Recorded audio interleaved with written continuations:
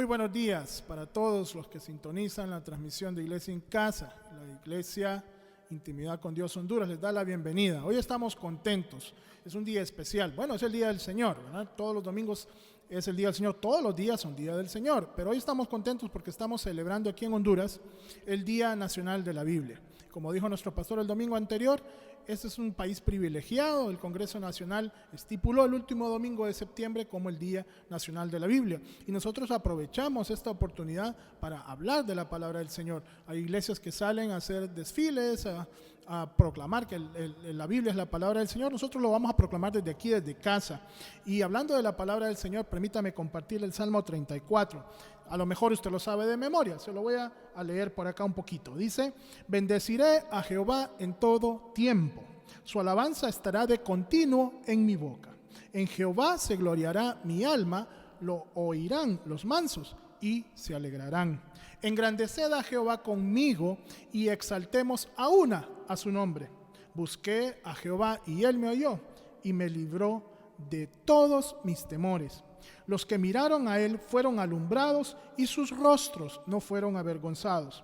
Este pobre clamó y le oyó Jehová y lo libró de sus angustias. Ojo al versículo 7. El ángel de Jehová acampa alrededor de los que le temen y los defiende. Gustad y ved qué bueno es Jehová, dichoso el hombre que confía en él. Amén. Me dice amén a esta palabra. Ahora cantemos esta palabra. Bendeciré al Señor por siempre.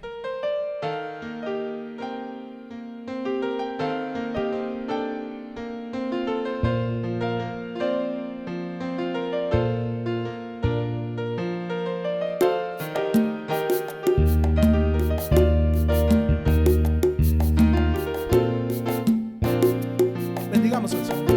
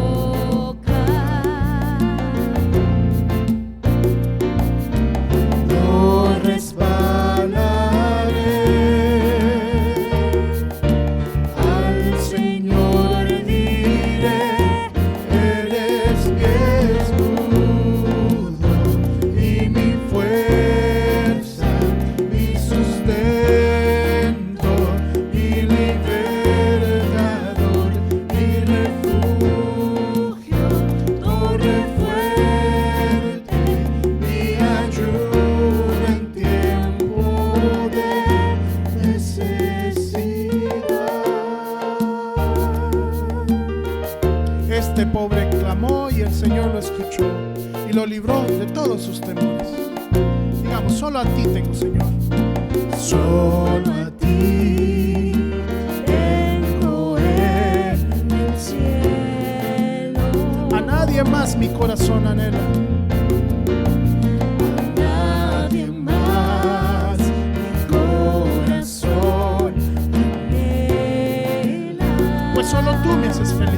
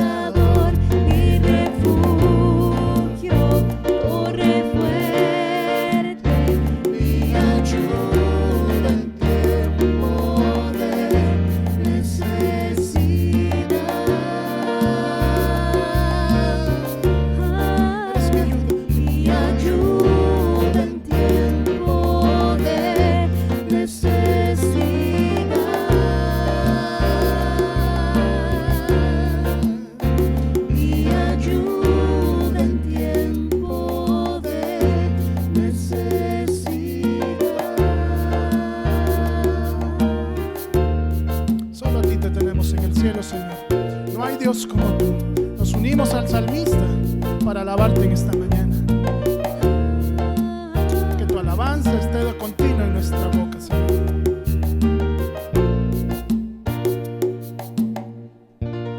Amén, amén, aleluya. Mi esposa les comparte otro salmo. El Salmo 84 dice: cuán hermosas son tus moradas, Señor Todopoderoso. Anhelo con el alma los atrios del Señor, casi agonizo por estar en ellos. Con el corazón, con todo el cuerpo, canto alegre al Dios de la vida. Señor Todopoderoso, Rey mío, Dios mío, aún el gorrión halla casa cerca de tus altares. También la golondrina hace ahí su nido para poner sus polluelos. Dichoso el que habite en tu templo, pues siempre te está alabando. Ese fue el Salmo 84. Ahora lo cantamos.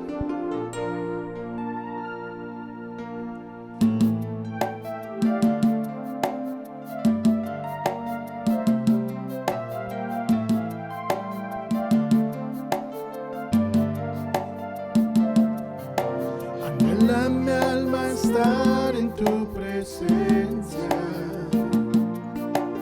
desde el alba hasta que caiga el sol. Quiero estar pegado a tu costado, aún más cerca de tu corazón. Quiero estar a la sombra de tus alas. Quiero andar rodeado de tu luz. Quiero andar contigo cara a cara. Si aún la golondrina tiene allí su hogar, podré también mi alma hallar la paz. Hallamos la paz en ti, Señor.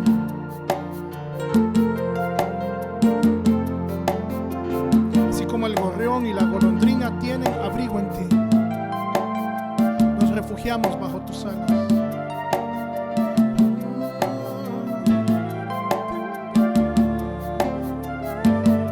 Lo decimos de nuevo, anhela. Anhela mi alma estar en tu presencia y escuchar tu voz una vez más. Poder hallar la calma en la tormenta, cerca de tus atrios, oh Jehová. Quiero estar a la sombra de tus alas.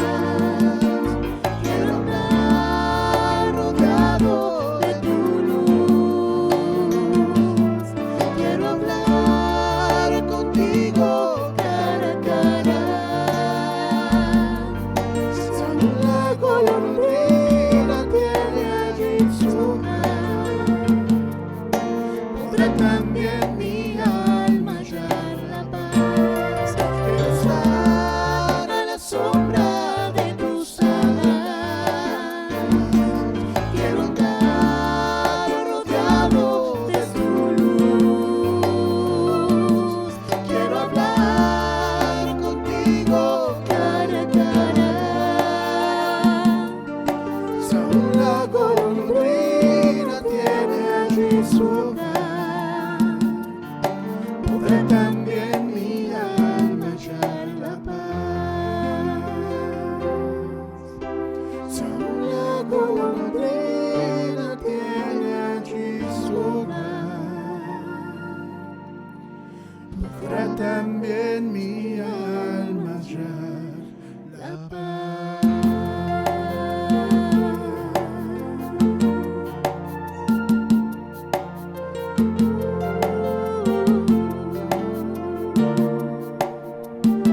El Salmo 103 nos dice: bendice alma mía a Jehová y bendiga todo mi ser su santo nombre.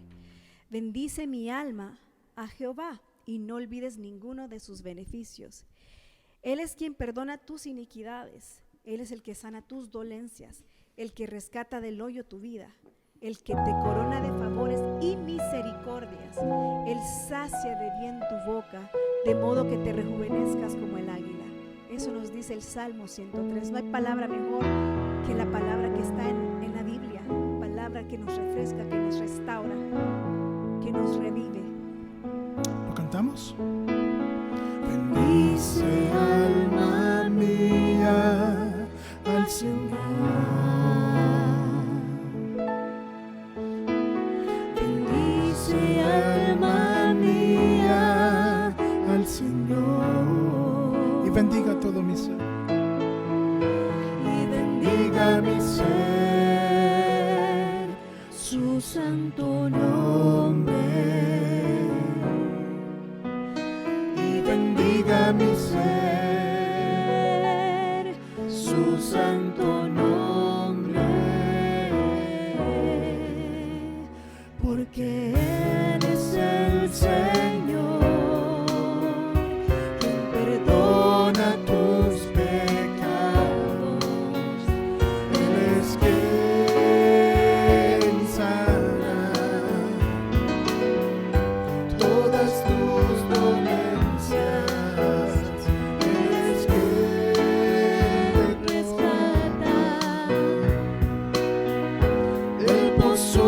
Tu vida, Él es quien te corona de misericordia. Por eso bendice al Señor. Bendícele solo a Él. Alma mía al Señor.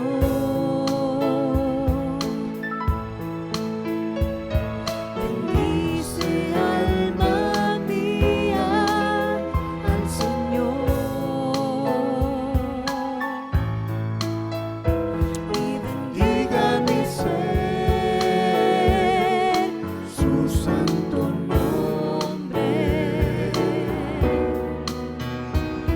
Bendiga mi ser su santo nombre, porque Él es el Señor, quien perdona tus pecados. Él es quien sana todas tus dolencias.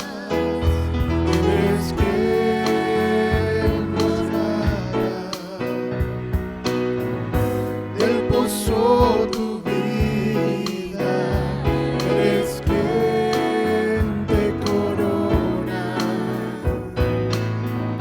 de misericordia.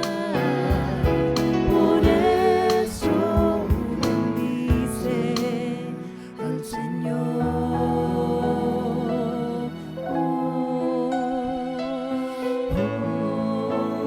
Te bendecimos, Señor.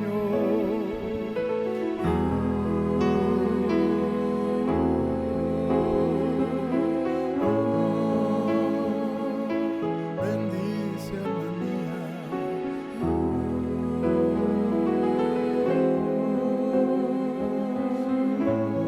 al dulce Señor Jesús.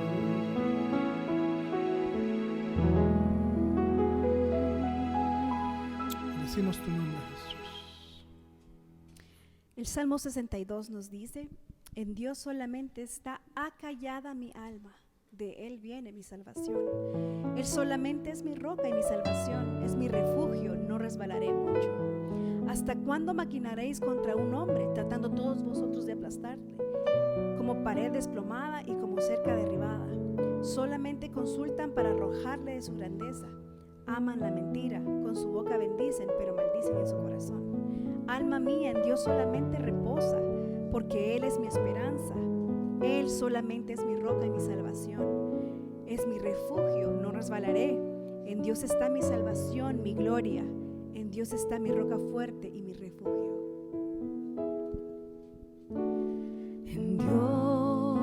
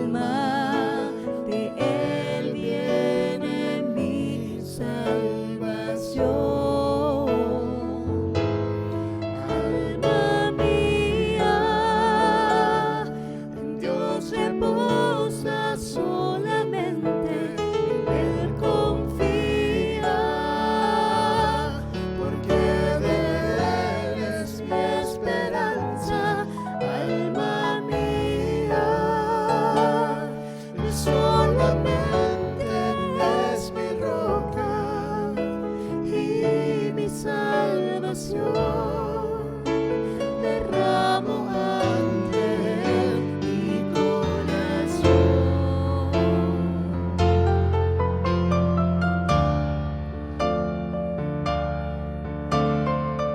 Decimos de nuevo, alma mía.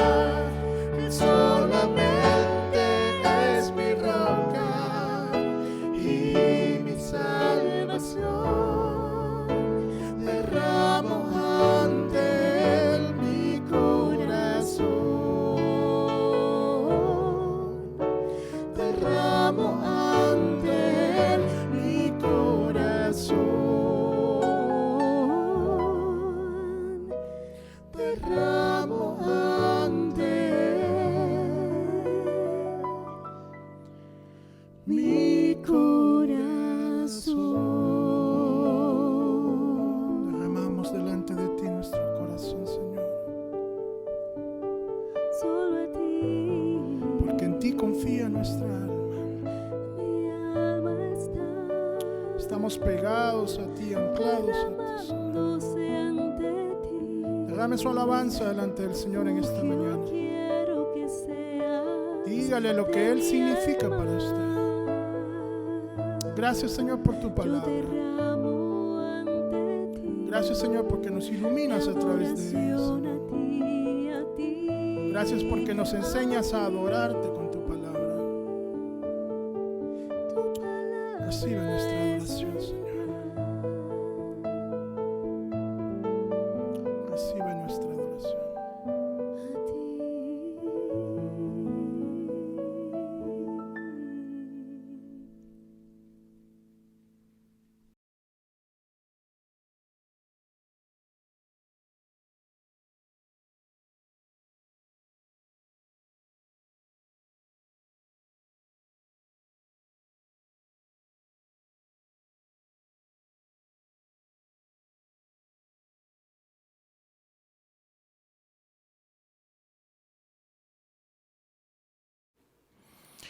Qué bueno que podemos estar juntos para meditar en la palabra del Señor. Ya le alabamos, ya cantamos sobre su palabra. Una vez más, qué bueno es que tenemos la palabra de Dios con nosotros y qué bueno que en nuestro país se ha designado un día especial para celebrar la palabra del Señor, la Biblia. Hablando de la Biblia, ¿cómo andamos con el aprendizaje del versículo lema para este mes de septiembre? Le invito a que lo digamos juntos. Se está en el Salmo 16, versículo 11, Salmo 16, 11. Me mostrarás la senda de la vida. En tu presencia hay plenitud de gozo, delicias a tu diestra para siempre. Lo decimos una vez más. 1, 2, 3. Me mostrarás la senda de la vida. En tu presencia hay plenitud de gozo, delicias a tu diestra para siempre. Le invito a que oremos en esta mañana para que comencemos a estudiar la palabra del Señor. Padre bendito, gracias, Señor, porque has dejado tu palabra como nuestra guía, nuestra lámpara, nuestra lumbrera. Hoy vamos a estudiar todo eso, Señor, que es tu palabra para con nosotros. Te pedimos que tu Espíritu nos ilumine, nos guíe, Señor, en el estudio de tu palabra y que podamos, Señor, entender y sobre todo asimilar y poner en práctica tu palabra. Gracias por el don y la bendición que es tu palabra para con nosotros. Te rogamos, Señor, siempre que nos guíes a través de ella. En el nombre de Jesús. Amén. Bien, una vez más, qué bueno que tenemos la palabra del Señor con nosotros y qué bueno que hay un día especial para celebrarle. Déjeme contarle que, como si usted a lo mejor lo sabe, pero si no lo sabe, qué bueno tener este dato. La Biblia es un compendio de 66 libros. Tenemos 2 testamentos, el Antiguo Testamento y el Nuevo Testamento. Tenemos 39 libros en el Antiguo y 27 en el Nuevo, para un total de 66. Fue escrito aproximadamente por 40 diferentes escritores. Óigame bien, no digo autores porque autor hay solo uno. El Espíritu Santo de Dios inspiró la autoría de la palabra de Dios. Así que hay 40 escritores aproximadamente. Se escribió en un aproximado de 1600 años en 13 países diferentes en 3 continentes diferentes. Y en 3 idiomas diferentes, que era el griego, el hebreo y el arameo. Así que estos datos para que usted los tenga referente a la Biblia. He titulado el mensaje de esta mañana, ojo, ahí va, 2 puntos, lo que la Biblia no es. Y usted se dirá, ve, ¿y con qué salió, verdad? Bueno, profundicemos para que veamos lo que la Biblia no es. La Biblia es muchas cosas para nosotros los hijos de Dios, pero veamos lo que la Biblia no es en primer lugar, para que luego podamos ver lo que la Biblia es y debe ser para nosotros. En primer lugar, la Biblia no es perecedera, no tiene fin, sino que permanece para siempre. Acompáñame a Isaías 48. Dice, sécase la hierba, marchítase la flor, mas la palabra del Dios nuestro permanece para siempre. Mateo 24:35 dice, el cielo y la tierra pasarán, pero mis palabras no pasarán, decía Jesucristo. Dijo Jesucristo y lo sigue diciendo. Así que la Biblia es permanente, no es perecedera. Y la Biblia, hermanos, a través de toda la historia, ha padecido persecución, no solamente los hijos de Dios, sino que la palabra de Dios misma. Reyes, emperadores, dictadores han querido destruirla. Filósofos y ateos han querido negarla. Eruditos han querido burlarse de ella porque dice que tiene demasiados errores. En fin, a través de toda la historia de la humanidad se ha querido desmeritar el valor de la Biblia y se ha querido hasta destruir físicamente. Y si no, la más reciente, recordemos, no recordemos porque no estábamos ahí, pero en los libros de historia aparece que durante la Segunda Guerra Mundial Adolf Hitler prácticamente mandó a destruir todos los libros que habían, que no fuesen de acuerdo a los lineamientos de la filosofía nazi. Uno de ellos era la Biblia. Y aún en algunos países comunistas o islámicos también está prohibido la lectura de la Biblia. Así que la Biblia ha sufrido persecución por parte del enemigo. ¿Sabe por qué? Porque él sabe que es un arma poderosa y que el cristiano es edificado a través de la Biblia. Así que el diablo pues saca cuentas muy simples, ¿verdad? Al no haber Biblia, no habría cristianismo. Sin embargo, la Biblia ha sido, es y será la eterna palabra de Dios. Gloria a Dios, porque la Biblia no perece, sino que permanece para siempre, como dice su palabra. Segundo lugar, la Biblia no es un texto de ciencia. Sin embargo, es más precisa que cualquier libro de ciencia. Le cuento un poquito de historia. En 1861, la Academia de Ciencias de Francia determinó en un manifiesto que habían 51 hechos indiscutibles que probaban que la Biblia estaba equivocada.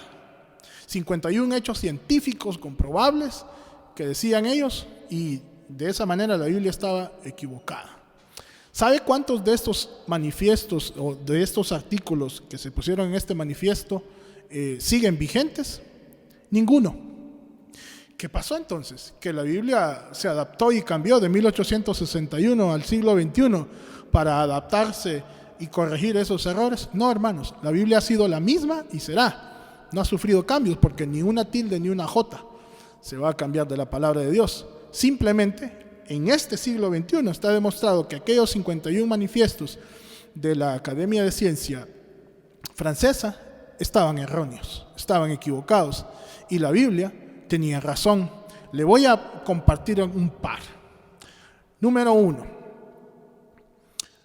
o A, inciso A. La Biblia nos muestra a Dios, el creador de todas las cosas, de todo lo que existe.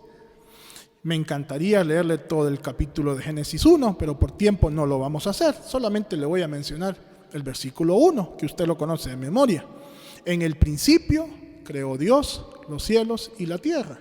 ¿En el principio de qué? En el principio de nuestra humanidad, de nuestra raza, porque Dios no tiene principio ni fin. Entonces, en el principio de la creación, Dios creó los cielos y la tierra. Y aquí otra vez viene la gran confrontación, creación versus evolución. No somos producto de la casualidad, no somos producto del Big Bang, no somos producto de un mono súper desarrollado o un reptil que se transformó en simio y luego el simio en ser humano, ¿verdad? Y otra vez vienen las teorías de Carlos Darwin.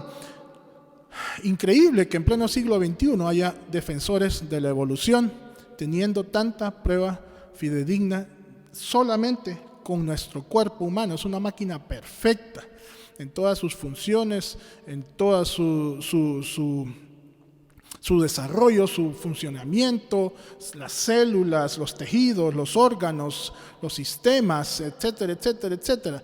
Es una maquinita de precisión, imposible que la casualidad haya hecho eso.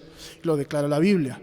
Dios creó en el Génesis 1, está detallado todas las cosas que vemos, tanto las que están aquí, como las que están en los cielos, como las que están debajo de la tierra. Y si quiere aún más evidencia, yo le invito también a que lea todo el capítulo 38 del libro de Job, donde se declara también todo lo que Dios ha creado. La Biblia nos muestra, aunque no sea un libro de ciencia, cómo nuestro planeta flota en el espacio.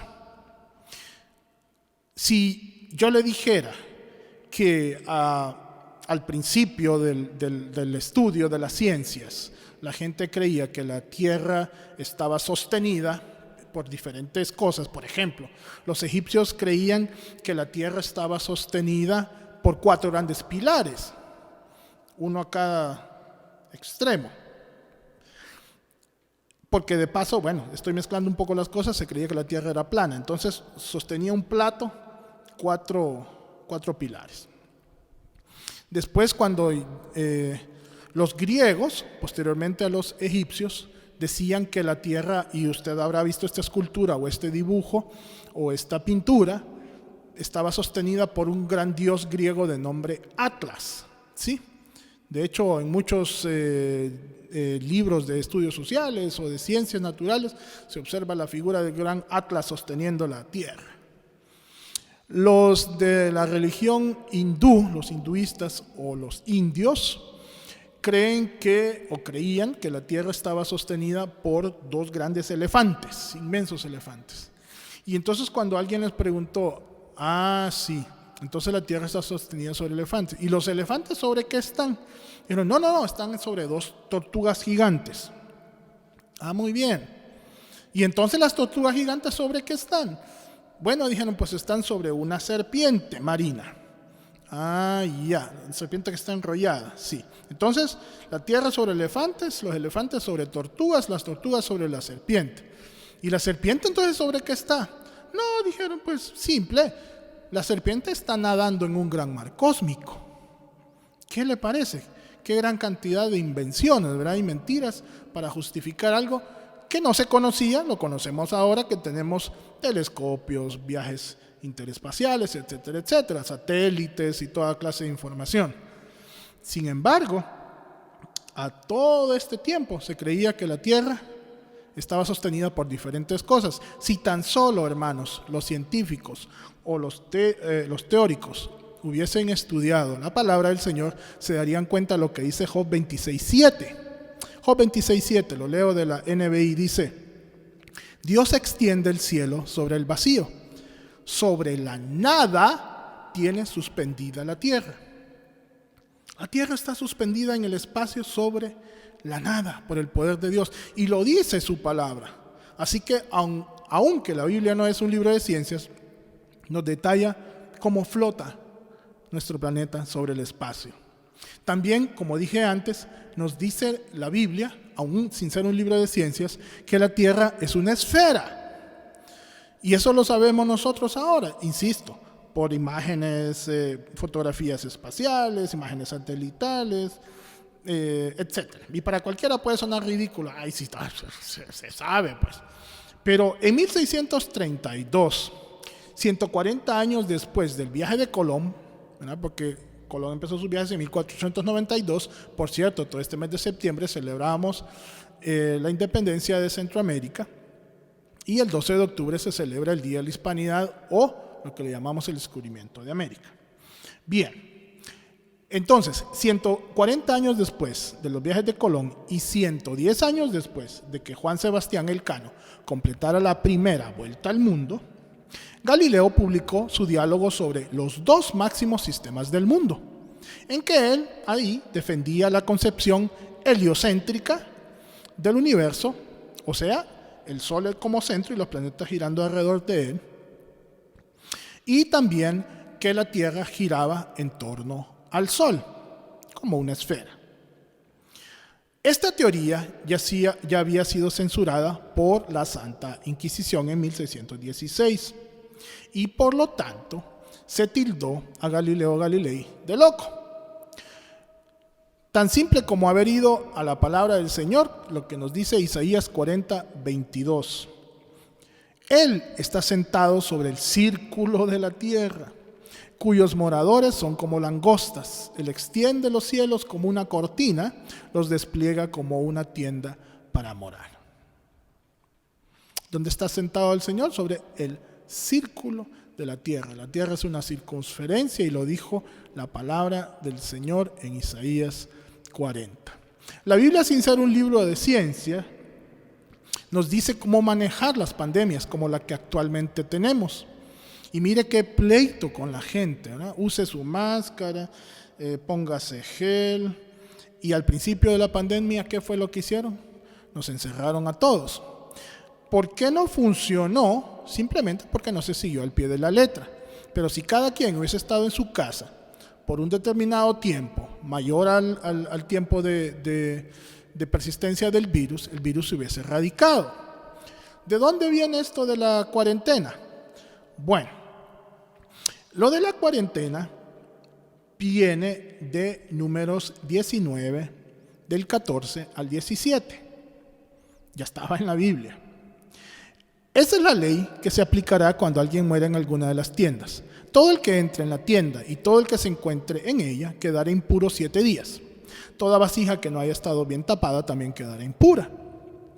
Quien al pasar por un campo toque el cadáver de alguien o que haya sido asesinado, que haya muerto de muerte natural o toque huesos humanos o un sepulcro, quedará impuro 7 días. Así que la palabra de Dios mandaba a que cualquiera que tocara un cadáver o cualquier cosa impura, con enfermedad o cualquiera fuera la impureza, debía estar aislado por 7 días.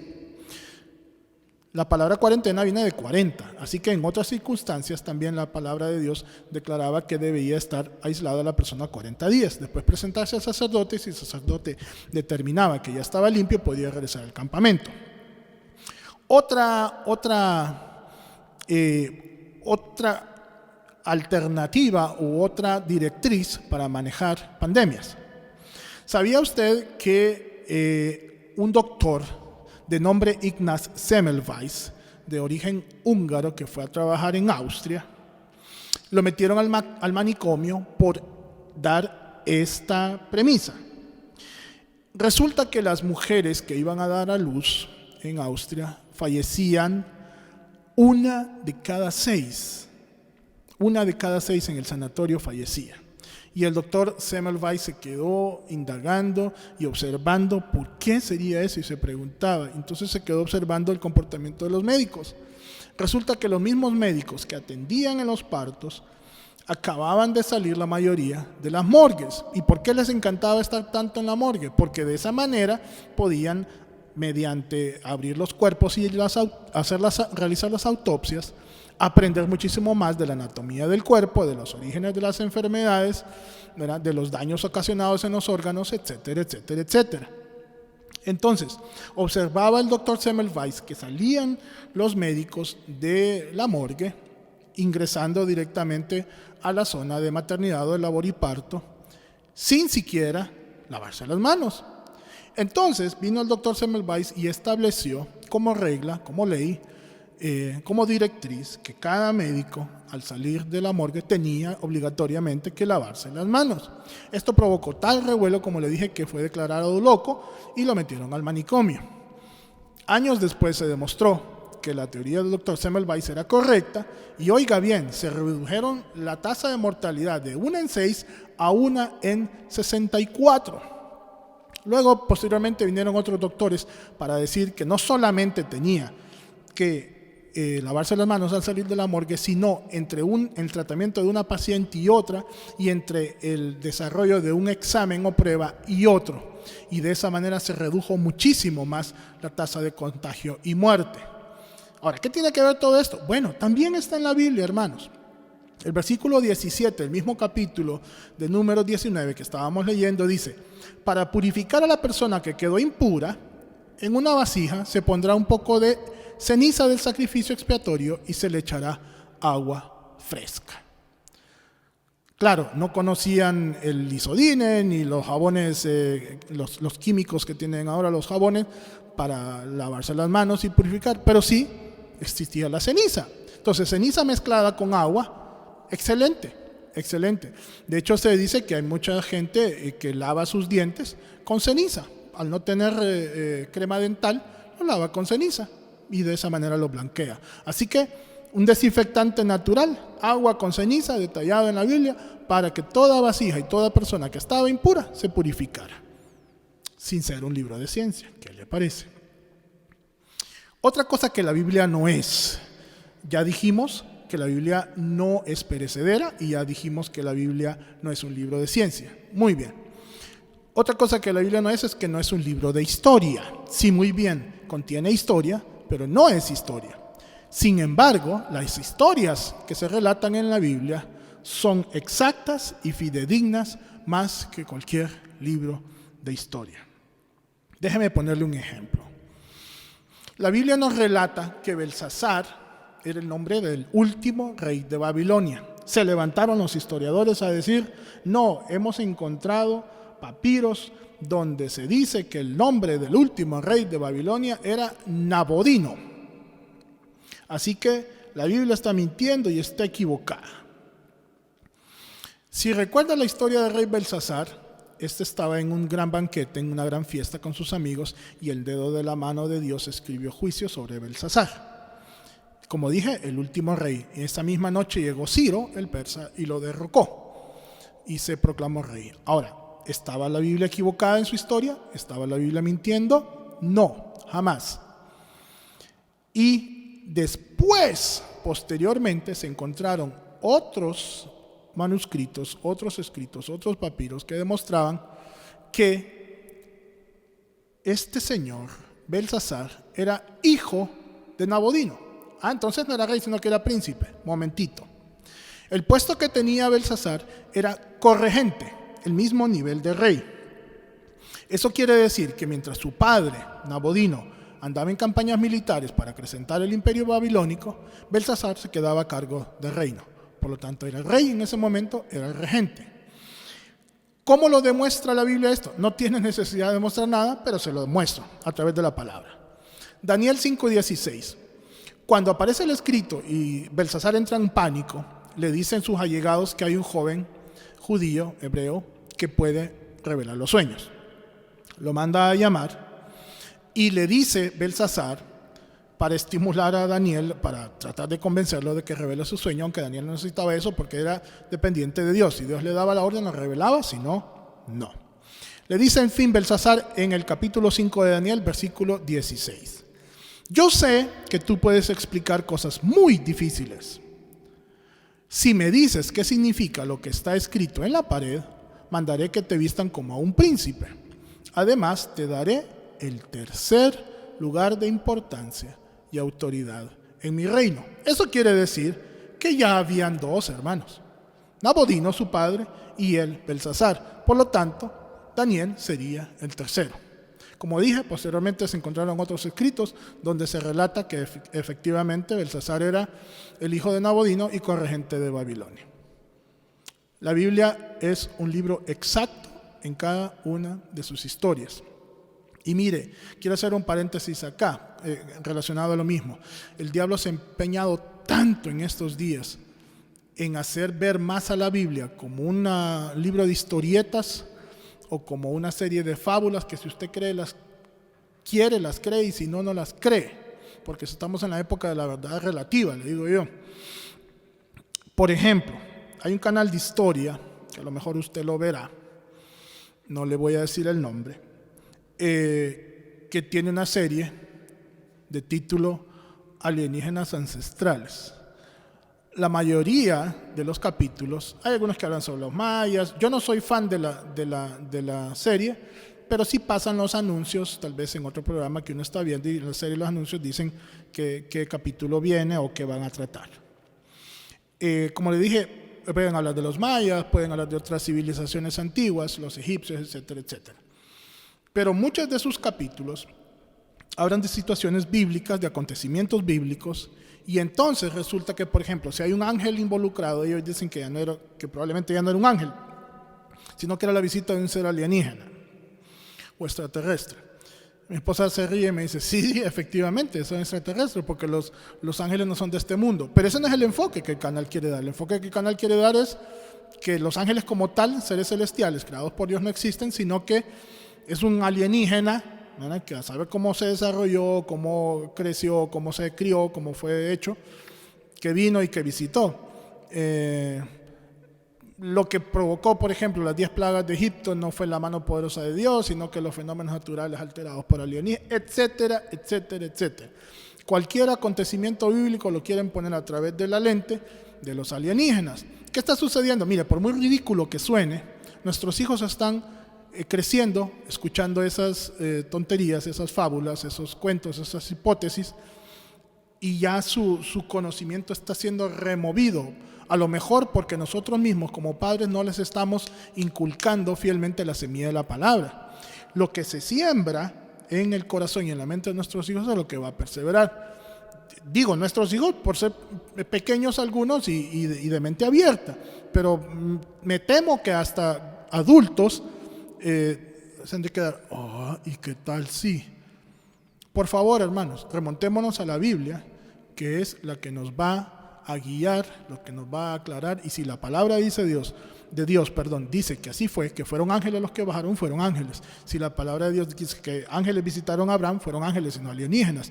Si la palabra de Dios dice que seres celestiales o ángeles visitaron a Lot y lo sacaron de Sodoma y Gomorra, fueron ángeles, no fueron alienígenas, etcétera, etcétera.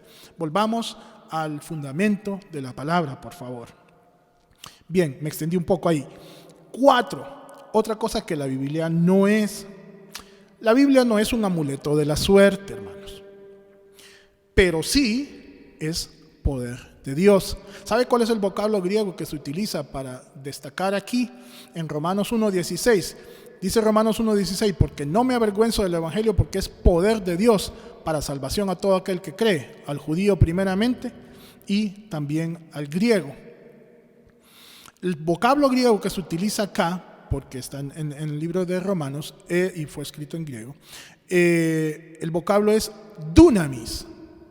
Dunamis, la traducción literal es dinamita. Entonces, si ponemos esa palabra aquí, porque no me avergüenzo del Evangelio, porque es dinamita de Dios. Imagínense el poder que tiene la palabra de Dios, mucho mayor que el de la dinamita, para salvación de todo aquel que cree. Es puro poder, pero no es un amuleto. ¿Qué quiero decir con esto? Bueno, es jocoso, pero en muchas casas se tiene la Biblia en la sala principal, por supuesto, ¿no?, abierta en el Salmo 23. No sé si es para mostrar que somos creyentes como testimonio, perfecto, qué lindo. Pero la Biblia está un poco polvosita, lo cual significa que no la tomamos para leerla, nada más la tenemos ahí de buen adorno, ¿verdad?, de complemento. Pero la palabra de Dios no es amuleto, como se muestra en algunas películas de terror, ¿verdad?, que le saca la palabra, la Biblia, el cura al demonio o al vampiro, y sale ahí otros con la cruz y otros. No es amuleto. Y en este sentido, tengamos mucho cuidado, porque bien podemos valernos de ciertos pasajes nosotros, sacarlos del contexto donde están. Cuidado con sacar un texto de su contexto para convertirlo en pretexto. Y eso es lo que muchas personas hacen con la palabra de Dios. Nada más sacan versículos que les conviene, aislados del contexto, para convertirlos en pretexto. Ejemplo breve, la teología, mal llamada teología de la prosperidad, que es, al usted darle a Dios, le está obligando a que le devuelva, y que le devuelva incluso con porcentaje matemático ya dado. Eso no es así. Aunque la Biblia dice que Dios va a abrir las puertas de los cielos y que nos bendecirá o que nos dará medida remecida, apretada, abundante para nosotros, no significa esto que vamos a torcerle el brazo a Dios y que Dios está obligado a darnos solo porque damos. No funciona así el principio de la siembra y la cosecha, como se le llama, que en primer lugar no aplicaba para eso, sino que aplicaba para lo que yo hago. Eso es lo que me van a devolver en cuanto a hacer el bien a nuestro prójimo, ¿verdad? Lo que mal llaman ahora las teorías orientales el karma, que no existe tal cosa tampoco. En fin, así que tengamos cuidado con esto. La Biblia no es un amuleto, pero sí es poder de Dios. ¿Para qué? Para salvación y vida eterna. Le voy a poner un ejemplo pues es un chiste cristiano. Dice que había un hombre que tenía por costumbre abrir la palabra y donde le cayera, ahí, ese era el versículo de Dios para él en ese día, el versículo del día, y eso era lo que aplicaba. Pues entonces abrió la palabra y le salió el versículo donde dice, y fue Judas y con remordimiento se ahorcó. Hombre, dijo, no, ese no era para mí. Y entonces luego cerró la palabra y la volvió a abrir. Y el versículo que le salió es, ve tú y haz lo mismo. Así que quedó muchísimo más sorprendido por estos dos versículos fuera de contexto, donde le estaban diciendo a él que fuera y hiciera lo mismo que Judas. Cuidado, no saquemos la palabra de Dios de su contexto. Veámosla en el contexto que está escrita y de acuerdo a ello nos va a guiar e iluminar. Hemos estado estudiando nosotros por estos martes, por cierto, le invito cordialmente a este próximo martes, 7 de la noche en el estudio bíblico. Estamos estudiando los evangelios y más específicamente las parábolas de Jesús, este martes anterior y este martes que viene. Y hermanos, qué enseñanzas más lindas estamos sacando de las parábolas, en fin, de todas las enseñanzas de Jesús. Ya nuestro pastor nos había estado enseñando los miércoles de perspectiva, las bienaventuranzas. Bueno, entonces ahora estamos en las parábolas y hay tanta riqueza que podemos sacar de las parábolas de nuestro Señor Jesús. Así que valga el comercial. Le esperamos este martes a las 7. 5. Otra cosa que la Biblia no es. Ay, hermanos, tengo tanto material, pero si el reloj me lo impide, pues lo guardaremos para otra ocasión que el Señor nos permita. Pero mientras tanto, ahí vamos. La Biblia no es una vía de escape, hermanos. No es un salvoconducto. No es un salvavidas así que se tira cuando ya nos estamos ahogando, cuando Pedro se estaba ahogando. Sí, salva nuestra vida si creemos en ella, pero no es un saca de apuros, ¿verdad? ¿A qué me refiero con esto? Bueno, no es que cada vez que tengo problemas solo voy a buscar la Biblia cuando tengo problemas para ver qué me dice el Señor ahí. ¿Sabe qué es la palabra? Es una defensa poderosa contra los ataques del enemigo. ¿Y por qué le estoy diciendo eso? Bueno, porque si usted recuerda, Jesús mismo nos enseñó cómo usar la palabra para defendernos. Nuestra lucha, siempre digo esto, no es contra carne y sangre, sino contra potestades, contra huestes de las tinieblas.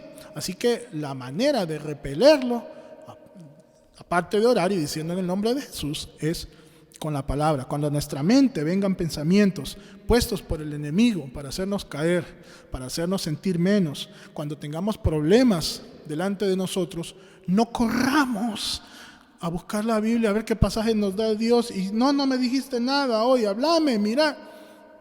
No, es empaparnos de la palabra diariamente. Si nos empapamos de ella, tendremos las herramientas a mano para cuando venga cualquier ataque, defendernos. Ejemplo, la tentación de Satanás queriendo tentar a Jesús. Mateo 4, del 3 al 11. Mateo 4, del 3 al 11.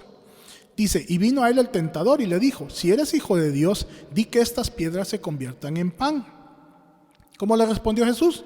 Él le respondió y dijo, escrito está, no solo de pan vivirá el hombre, sino de toda palabra que sale de la boca de Dios. Versículo 5. Entonces el diablo le llevó a la santa ciudad y le puso sobre el pináculo del templo. Y le dijo, si eres hijo de Dios, échate abajo porque escrito está, a sus ángeles mandará acerca de ti y en sus manos te sostendrán para que no tropieces con tu pie en piedra.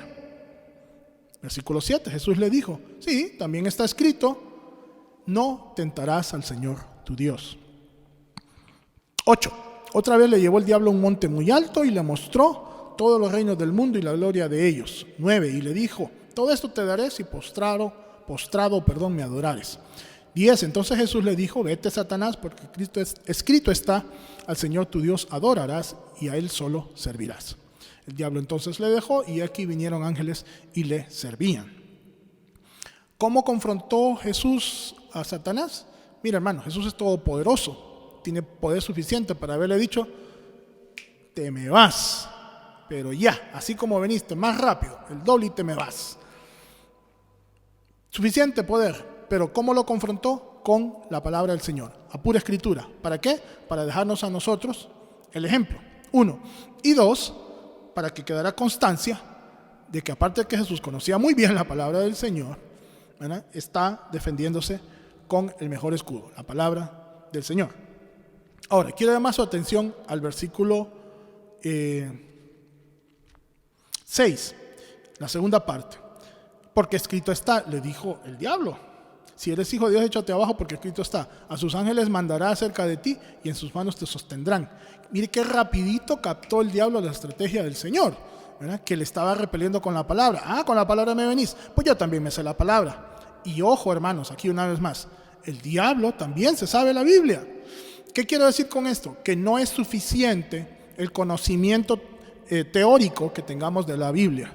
Si no lo atesoramos en nuestra mente y corazón y la ponemos por práctica y por obra, estamos, perdón la comparación, igual que Satanás. Se sabe la Biblia, pero la va a usar para el mal, no para el bien.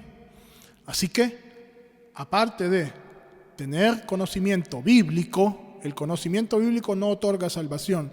El conocimiento bíblico no da crecimiento espiritual necesariamente. Crezcamos espiritualmente, atesoremos la palabra del Señor en nuestro corazón y pongámosla en práctica. 6, otra cosa que la Biblia no es. La Biblia no nos enseña cómo es el cielo, pero sí nos dice cómo llegar a Él. Sí, usted me dirá, no, pero en el Apocalipsis se relata que son calles de oro, mar de cristal, y que el Señor está en su gran trono y que juzgará a todos los pueblos.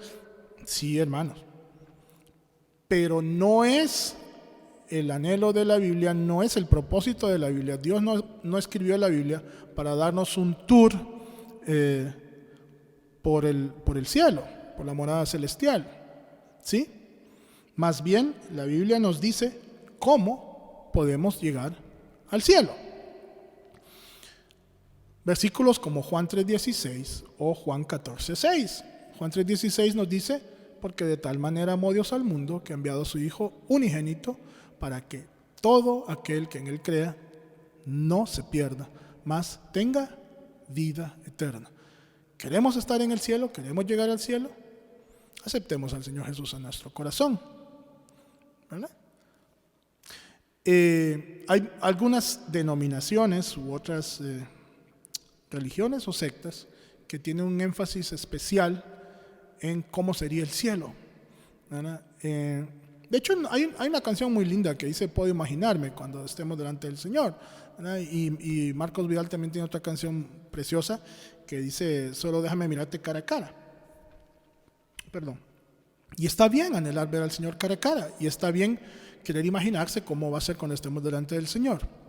A lo que me refiero es que invirtamos más el tiempo en cómo nosotros crecer espiritualmente y cómo compartir a otros cómo ir al cielo, que el hecho mismo de estar investigando cómo será el cielo. Al fin y al cabo es pura especulación, porque si no lo dice la palabra, no es así. Si usted tuvo un sueño o una revelación y dice, no, a mí se me reveló cómo es el cielo y que no sé qué, que bien por usted, me alegra mucho. Más espero que nos podamos ver allá en el cielo que usted soñó, ¿verdad? Y que se le fue revelado cómo es. Así que dediquemos nuestros esfuerzos, nuestro tiempo a cómo llegar al cielo, más que a saber cómo es el cielo. Número 7. Aunque la Biblia no es un tratado de psicología, está llena de consejos, sabios consejos sobre la vida, los hijos, el matrimonio, las finanzas, etcétera, etcétera, etcétera. una probadita. Bueno, léase todo el libro de Proverbios y le aseguro que va a salir enriquecido. Nosotros los estudiantes del Instituto Bíblico ya vimos el libro de Proverbios y estaremos de acuerdo que es una fuente de sabiduría impresionante. Efesios 6, versículos 2 y 3. Rapidito. Dice Efesios 6, 2 y 3. Oiga qué consejo. Honra a tu padre y a tu madre, que es el primer mandamiento con promesa. ¿Para qué? Para que te vaya bien y seas de larga vida sobre la tierra. Consejo para los hijos. Para los esposos, maridos, amad a vuestras mujeres. Para las esposas, mujeres, estad sujetas a vuestros maridos. Para todos, bueno, el verdadero evangelio es honrar a las viudas y asistir a las viudas y al huérfano. Para cómo tratar al prójimo, ama a tu prójimo como a ti mismo, etcétera, etcétera. Consejos de cómo vivir en esta vida, aún sin ser un libro de psicología, ¿no? La Biblia está llena de consejos para nosotros. 8. Otra cosa que la Biblia no es la Constitución de la República, ¿verdad? Pero nos da las llaves y los preceptos divinos para los cuales, si los obedecemos, para que los obedezcamos hacia Dios y hacia nuestras autoridades. Lo digo de nuevo. La Biblia no es la Constitución de la República, pero nos da leyes y preceptos divinos para los cuales debemos obedecer para con Dios y nuestras autoridades. Le invito a leer rapidísimo Romanos 13 del 1 al 9. Romanos 13 del 1 al 9. Dice, sométase toda persona a las autoridades superiores, porque no hay autoridad sino de parte de Dios, y las que hay por Dios han sido establecidas. De modo que quien se opone a la autoridad, a lo establecido por Dios, resiste, y los que resisten acarrean condenación para sí mismos. Porque los magistrados no están para infundir temor al que hace el bien, sino al malo. ¿Quieres no temer la autoridad? Haz lo bueno, y tendrás alabanza de ella, porque es servidor de Dios para tu bien. Pero si haces lo malo, teme, porque no en vano lleva la espada, pues es servidor de Dios, vengador para castigar al que hace lo malo. Por lo cual es necesario estarles sujetos, no solamente por razón del castigo, sino también por causa de la conciencia. Por esto pagáis también los tributos, porque son servidores de Dios que atienden continuamente a esto mismo. Ojo aquí, versículo 7. Pagad a todos lo que debéis, al que tributo, tributo, al que impuesto, impuesto, al que respeto, respeto, al que honra, honra. No debáis a nadie nada, sino el amaros unos a otros, porque el que ama al prójimo ha cumplido la ley. Porque no adulterarás, no matarás, no hurtarás, no dirás falso testimonio, no codiciarás, y cualquier otro mandamiento. En esta sentencia se resume: amarás a tu prójimo como a ti mismo. Mire, 9, 10 versículos llenos de leyes y preceptos que, aunque no estén en la Constitución, o aunque la Biblia no sea la Constitución, nos dice cómo debemos de conducirnos en esta vida como ciudadanos, ¿no? Y cómo debemos de respetar a nuestro prójimo. Número 9. Aunque la Biblia no es un best-seller de poesía, pero contiene los salmos y los cantos más bellos, dirigidos en primer lugar a Dios, y las poesías románticas para avivar el amor entre esposos. Aquí yo le puedo recomendar que abra el libro de los Salmos. Está lleno de poesías preciosísimas, de cantos preciosísimos, de salmos dedicados a la alabanza y a la gloria del Señor. Y también, por supuesto, el libro del Cantar de los Cantares, que está lleno de poesía romántica para cuando queremos enamorar a nuestro cónyuge. Número 10. La Biblia, ahora, lo que sí es la Biblia sí es un libro profético con 100% de veracidad.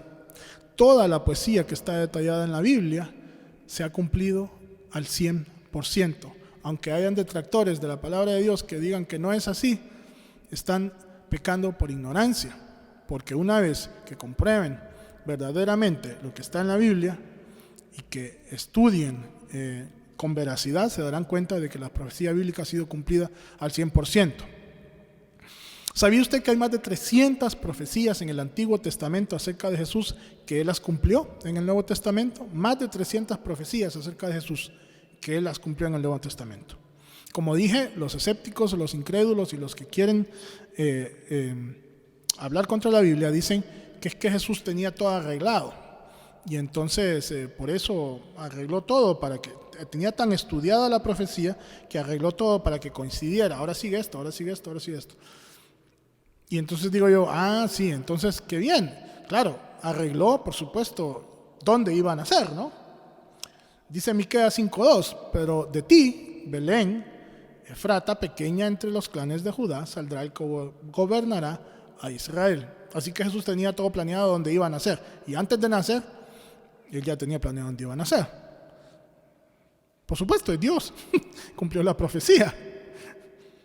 Pero no es que manipuló la profecía como se quiere señalar, que humanamente, o sea, que no es divino, sino que humanamente manipuló la profecía.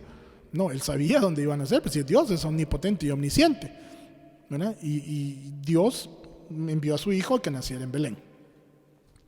Otra cosa que Jesús manipuló es de quién iba a nacer, de una virgen, según los detractores. Por eso el Señor mismo, dice Isaías 7:14, por eso el Señor mismo les dará una señal, la virgen concebirá y dará a luz un hijo y lo llamará Emanuel. Así que siglos antes de nacer, ya Isaías había profetizado que iba a nacer de una virgen. Siglos antes de nacer, ya Miqueas había profetizado que iba a nacer en Belén. Así que Jesús se las arregló para que el embrión fecundado en la matriz de María diera a luz a Jesús. El Salmo 22 habla de toda la agonía que sufriría el Mesías, siglos antes de que se conociera el castigo de cruz impuesto por los romanos. ¿Sabía usted que la muerte de cruz fue un castigo impuesto por los romanos? Antes de eso no se conocía ese castigo, por lo menos no en la zona de Palestina. Así que el salmista no tenía manera de que alguien le pasara el dato de que iba a morir Jesús por medio de la cruz. ¿Sabe quién se lo dio? Inspiración del Espíritu Santo. Y el salmista escribe en el Salmo 22, versículo 16, como perros de presa me han rodeado, me ha cercado una banda de malvados, me han traspasado las manos y los pies. Palabra profética cumplida al 100% en la vida de Jesús. Y me estaría horas y horas hablándole de toda la profecía que Jesús cumplió. 11. La Biblia sí es, junto con la oración, la mejor arma espiritual. Le había dicho anteriormente que era un escudo de defensa contra las acechanzas del enemigo. Pues ahora es un arma poderosa. Hebreos 4:12. Porque la palabra de Dios es viva y eficaz, usted lo conoce, y más cortante que toda espada de dos filos, y penetra hasta partir el alma y el espíritu, las coyunturas y los tuétanos, y discierne los pensamientos y las intenciones del corazón. Es tan penetrante la palabra que no hay rincón del ser humano que se pueda esconder. ¿A dónde huiré, decía el salmista, de tu espíritu? ¿Y a dónde huiré de tu presencia? Si subiera a los cielos, ahí estás tú, y si bajara al Seol, tu presencia me encuentra. Si tomara las alas del alba y habitar en el extremo del mar, aún ahí me guiará tu mano y me asirá tu diestra. No hay, hermanos, rincón oculto para la palabra de Dios. Va a penetrar hasta lo más íntimo como espada de doble filo. Así que es un arma poderosísima, mejor que cualquier espada. Efesios 6:17 dice: tomad el yelmo de la salvación y la espada del Espíritu, que es la palabra de Dios. Así que para los que les gusta hacer guerra espiritual, bueno, a través de la palabra, esa es la mejor arma, la mejor espada. 12. La palabra de Dios, la Biblia, sí es una brújula. Tal vez nosotros no conocemos tanto la brújula en estos tiempos porque no somos navegantes, pero sí tenemos el GPS o el GPS, ¿verdad? Ya se me olvidó, creo que es satélite asistido, algo así, perdón. Las siglas son esas, no sé por qué me metí a esto. Y aquí quiero hablarle un poquito de lo que dice el Salmo 119. Hermanos, el Salmo 119 es una cosa pero deliciosa para leer. Yo les recomiendo que lo lea y lo relea. Por pura inspiración divina empieza el salmista a tomar letra por letra del alfabeto hebreo, y con cada letra él la desglosa y detalla alabanzas para nuestro Señor y describe todo lo que significa la palabra de Dios para él. En el principio del versículo 119, le leo los primeros 5 versículos. Dice: bienaventurados los perfectos de camino, los que andan en la ley de Jehová. Bienaventurados los que guardan sus testimonios y con todo el corazón le buscan, pues no hacen iniquidad los que andan en sus caminos. Tú encargaste que sean muy guardados tus mandamientos. Ojalá fuesen ordenados mis caminos para guardar tus estatutos. Así que el que anda perdido y necesita un GPS, un GPS, una brújula para orientarse, a través de la palabra de Dios es la que reorienta nuestro camino. El que se desvía para acá, para allá, la palabra de Dios le dice, recalculating, recalculando, váyase por aquí mejor. Así que la Biblia es una brújula. ¿Sabe también qué es la Biblia para nosotros? Es miel, dulzura para que aquel que lee la palabra. Salmos también 119, versículo 103 dice: cuán dulces son a mi paladar tus palabras, más que la miel a mi boca. A los que nos gusta el dulce, como yo, que nos encanta el dulce, qué rica esa comparación con la palabra de Dios. Así que es tan dulce y más rica que la miel, dice. También el versículo 105 dice que la palabra de Dios es nuestra lámpara. Lámpara es a mis pies tu palabra y lumbrera a mi camino. Todo aquel que anda en oscuridad puede alumbrar su camino con la palabra de Dios. Encontramos también en el Salmo 119 que la palabra de Dios es bálsamo y consuelo para aquellos que están atravesando en este momento un tiempo difícil. Deje que la palabra de Dios sea su bálsamo y su consuelo. Dice el versículo 49, acuérdate de la palabra dada a tu siervo, en la cual me has hecho esperar. Ese es el salmista hablándole a Dios. Ella es mi consuelo en mi aflicción, pues tu dicho me ha vivificado. Así que la palabra de Dios es nuestro consuelo en la aflicción. También es limpieza la palabra de Dios para el joven. Dice el versículo 19, el mismo Salmo 119. ¿Con qué limpiará el joven su camino? Con guardar su palabra. A veces como jóvenes cometemos, ahí me incluyo, ciertas torpezas. Bueno, cuando era joven, ¿verdad? Ahora cometo otras torpezas, pero cuando era joven tenía mucho error, mucha torpeza, mucho ímpetu, mucha, como diría mi abuelita y mi madre, a veces utiliza esta palabra, no seas ateperetado, niño, dice. Esa inclinación a siempre ir adelante, un poco medio atolondrado, ¿eh? Bueno, pues la palabra va a limpiar el camino del joven, el joven que se entrega al estudio y a la aplicación de la palabra de Dios.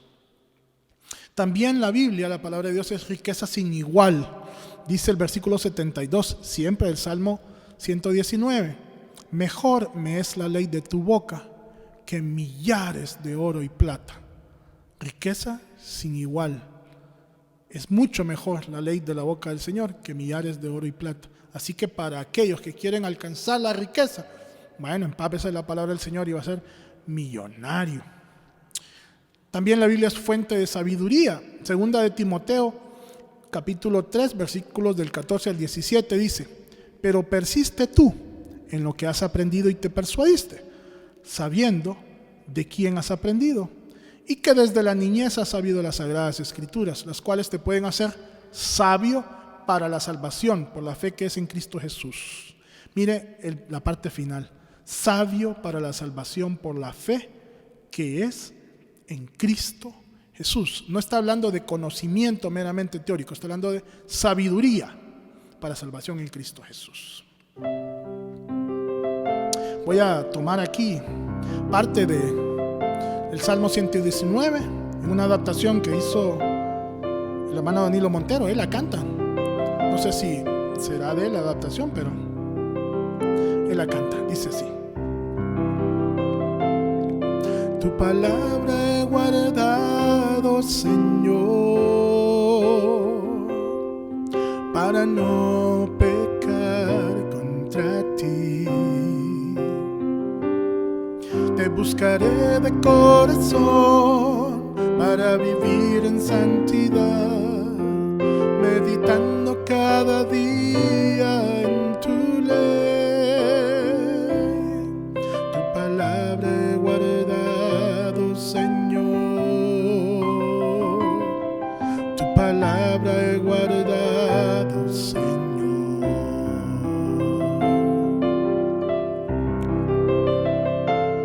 Tus estatutos me hacen cantar, tus promesas vida me dan. Nunca me desviaré, siempre te obedeceré, en tus mandamientos me deleitaré. Tu palabra he guardado, Señor, tu palabra he guardado, Señor, tu palabra he guardado, Señor, tu palabra he guardado, Señor. Tu palabra alumbra mi camino,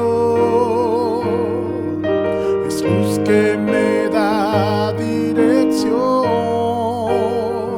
Oh, tu palabra alumbra mi camino, lámpara es a mis pies, a mis pies. Tus dichos me hacen cantar, tus juicios consuelo me son. Tus sendas consideraré y alabanza te daré, pues tus testimonios permanecerán. Tu palabra he guardado, Señor, tu palabra he guardado, Señor, tu palabra he guardado, Señor, tu palabra he guardado, Señor.